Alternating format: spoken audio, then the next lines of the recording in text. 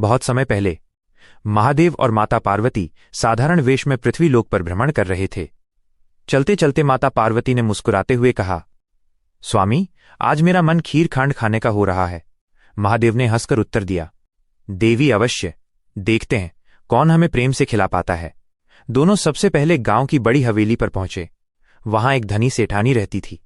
महादेव और पार्वती ने दरवाजा खटखटाकर विनम्रता से कहा, मां, हम यात्री हैं, यदि संभव हो तो हमें थोड़ा खीर खांड खिला दीजिए।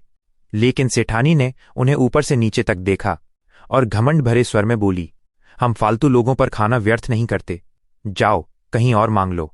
इतना कहकर उसने दरवाजा बंद कर दिया।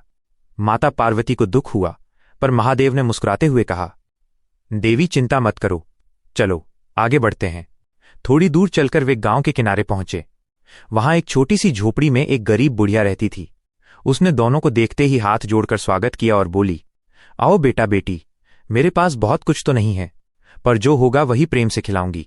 महादेव ने कहा, मां, यदि संभव हो तो हमें थोड़ा खीर खांड खिला दीजिए। बुढ़िया प्रसन्न हो गई। उसने मिट्टी के चूल्हे पर दूध, चावल और गुड़ डालकर खीर खांड बनाई, फिर बड़े प्रेम से दोनों को परोस दी। माता पार्वती ने मुस्कुराकर कहा, मां, तुम्हारे हाथों का स्वाद तो अमृत के समान है। भोजन के बाद महादेव और पार्वती ने अपना दिव्य रूप प्रकट किया। शिवजी त्रिशूल और जटाओं के साथ चमकने लगे और माता पार्वती अलौकिक रूप में दमक उठीं। बुढ़िया विस्मित होकर उनके चरणों में गिर पड़ी। महादेव बोले, मां, तुम्हारे प्रेम और सेवा से हम प्रसन्न हैं। आज से तुम्हारे घर कभी अन्न धन की कमी नहीं होगी। क्षण भर में उसकी झोपड़ी सुंदर महल में बदल गई। घर में अन्न, वस्त्र, धन और परिवार प्रकट हो गया। बुढ़िया की आंखों से खुशी के आंसू झरने लगे। ये सब देखकर वही सेठानी भागी भागी आई। वह महादेव और पार्वती के चरणों में गिरकर बोली, प्रभु, मुझे क्षमा करें, मुझे भी आशीर्वाद दें। महादेव ने शांत स्वर में कहा, सेठानी, अवसर तो सबको मिलता है, पर तुमने घमंड में सेवा का अवसर खो दिया। अब तुम्हें अपने कर्म का फल भोगना होगा।